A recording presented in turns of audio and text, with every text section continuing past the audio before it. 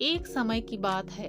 पहाड़ियों और हरे भरे खेतों के बीच बसे एक अनोखे गांव में गोपी नाम का एक गरीब किसान रहता था। गोपी पूरे गांव में अपनी अटूट कार्य नीति और दयालु हृदय के लिए जाना जाता था।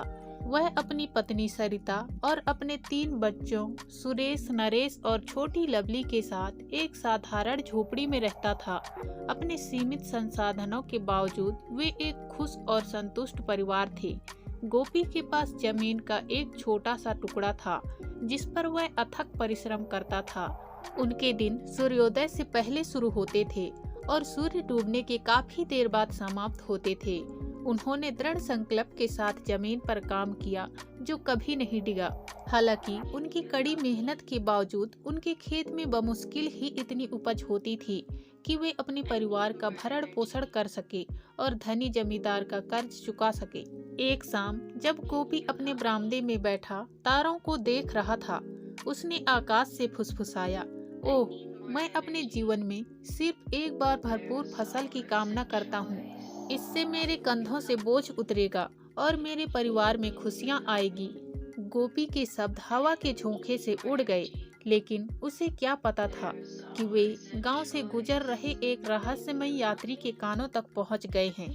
एलियास के नाम से जाना जाने वाला यात्री बुद्धिमान आदमी जादुई शक्तियों का मालिक था। उसने गोपी की हार्दिक इच्छा सुनी थी और उसने गरीब किसान की मदद करने का फैसला किया। अगली सुबह जब गोपी अपने खेतों में मेहनत कर रहा था, उसने कुछ असामान्य देखा। उसकी फसलें आश्चर्यजनक दर से बढ़ती दिख रही थी। उसके मक्के के डंठल आसमान तक पहुंच गए, उसके कद्दू फूलकर विशाल आकार के हो गए और उसके सेब के पेड़ों पर इतने मीठे फल लगे कि इसे केवल जादू ही कहा जा सकता है। गोपी इस अप्रत्याशित इनाम से आश्चर्यचकित और बहुत खुश था। ऐसा लगा मानो उसके खेतों को किसी चमत्कार ने छू लिया हो। गोपी की चमत्कारी फसल की बात तेजी से पूरे गांव में फैल गई और जल्द ही दूर दूर से लोग यह नजारा देखने के लिए आने लगे। गोपी का एक मामूली सा खेत आश्चर्य और प्रेरणा का स्थान बन गया। गांव समृद्ध हुआ और गोपी के परिवार ने पाया कि अब वे संघर्ष नहीं कर रहे हैं बल्कि आरामदायक जीवन का आनंद ले रहे हैं। हालांकि गोपी जितना अधिक फसल होता गया, वह अपनी साधारण जड़ों से उतना ही अधिक दूर होता गया। उसने अपनी नई मिली संपत्ति को अहंकार में लेना शुरू कर दिया। भौतिक संपत्ति प्राप्त करने और ग्रामीणों की प्रशंसा हासिल करने पर अधिक ध्यान केंद्रित करने लगा। उसने अपने खेतों की उपेक्षा करना शुरू कर दिया, यह विश्वास करते हुए कि वे अपने आप फलते फूलते रहेंगे। एक दिन जब गोपी अपने आलीशान घर में आराम कर रहा था, बढ़िया शराब पी रहा था, उसे एक अंगतुक मिला। यह एलियास नाम का यात्री था जिसने उसे यह चमत्कार दिया था। एलियास ने अपनी आंखों में उदासी के भाव के साथ गोपी की ओर देखा। गोपी, एलियास ने कहा, मैं देख रहा हूँ कि तुम अपने भाग्य का सही मूल्य भूल गए हो। गोपी, जो घमंडी और अभिमानी हो गया था, ने उत्तर दिया, मुझे अपने खेतों के बारे में चिंता क्यों करनी चाहिए जब वे अंतहीन प्रचुरता से धन्य हैं। मैं अब गांव का सबसे धनी आदमी हूँ और मुझे पहले की तरह काम करने की कोई जरूरत नहीं है। एलियास ने आह भरते हुए कहा, गोपी, सच्ची संपत्ति सोने या धन दौलत से नहीं मापी जाती है, बल्कि आपके परिवार के प्यार और दूसरों के प्रति आपके द्वारा दिखाई गई दयालुता से मापी जाती है। आप एक समय ऐसे व्यक्ति थे जो कड़ी मेहनत और विनम्रता के मूल्य को समझते थे, लेकिन अब तुम अपना रास्ता खो चुके हो। गोपी ने एलियास की बातों का मजाक उड़ाया और उसे विदा कर दिया। उसने चेतावनी से बेप्रवाह होकर फिजूल खर्ची और जायदादी का अपना जीवन जारी रखा। जैसे जैसे साल बीतते गए, गोपी के खेत सूखने लगे। उपेक्षा और अहंकार ने अपना असर डाला और एक बार चमत्कारी फसलें शून्य हो गई। समृद्धि का मुख्य स्रोत लुप्त हो जाने से गांव को भी नुकसान होने लगा।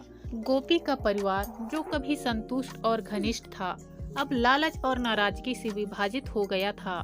उनके बच्चे बिगड़ैल हो गए थे और उनकी पत्नी सरिता की आंखों की चमक खो गई थी। एक शाम जब गोपी ने अपने बंजर खेतों को देखा तो उसे अपने कार्यों की गंभीरता का एहसास हुआ। भाग्य ने जो उपहार उसे दिया गया था वह उसने गंवा दिया और अपने परिवार तथा गांव पर मुसीबतें ला दी। पछतावे का बोझ उसके दिल पर बहुत भारी था और वह जानता था कि उसे सुधार करना होगा। नम्रता के साथ गोपी ने एलियास की तलाश की, जो बहुत पहले ही गांव छोड़ चुका था। उसने दूर दूर तक यात्रा की और उस बुद्धिमान यात्री की तलाश की जिसने उसे चमत्कार दिया था। कई महीनों की खोज के बाद आखिरकार उसे एलियास एक सुदूर जंगल में मिला। एलियास ने गोपी की पश्चाताप की कहानी सुनी और समझ गया कि किसान ने एक मूल्यवान सबक सीखा है। हल्की मुस्कान के साथ एलियास ने कहा, गोपी, तुमने धन का सही अर्थ फिर से खोज लिया है। जो नुकसान हुआ है उसकी भरपाई में अभी देर नहीं हुई है। एलियास ने अपने जादू का उपयोग करके गोपी के खेतों को उनके पूरे गौरव पर बहाल कर दिया। इस बार गोपी ने कृतज्ञता और विनम्रता के साथ अपने खेत की देखभाल की, अपनी प्रचुर फसल को गांव के साथ साझा किया और अपने बच्चों को कड़ी मेहनत और दयालुता का महत्व सिखाया। जैसे जैसे साल बीतते गए, गोपी अपनी दौलत के लिए नहीं बल्कि अपनी बुद्धि और उदारता के लिए जाना जाने लगा। गांव एक बार फिर से फला फूला चमत्कारों के कारण नहीं बल्कि उन मूल्यों के कारण जिन्हें गोपी ने अपनाया था। और इसलिए गरीब किसान गोपी की कहानी, जो कभी धन और अहंकार से अंधा हो गया था, विनम्रता, कृतज्ञता और स्थायी साहस की एक कालजयी कहानी बन गई। आज की कहानी में बस इतना ही दोस्तों। इसी तरह मिलते हैं फिर किसी नई कहानी के साथ। तब तक के लिए धन्यवाद।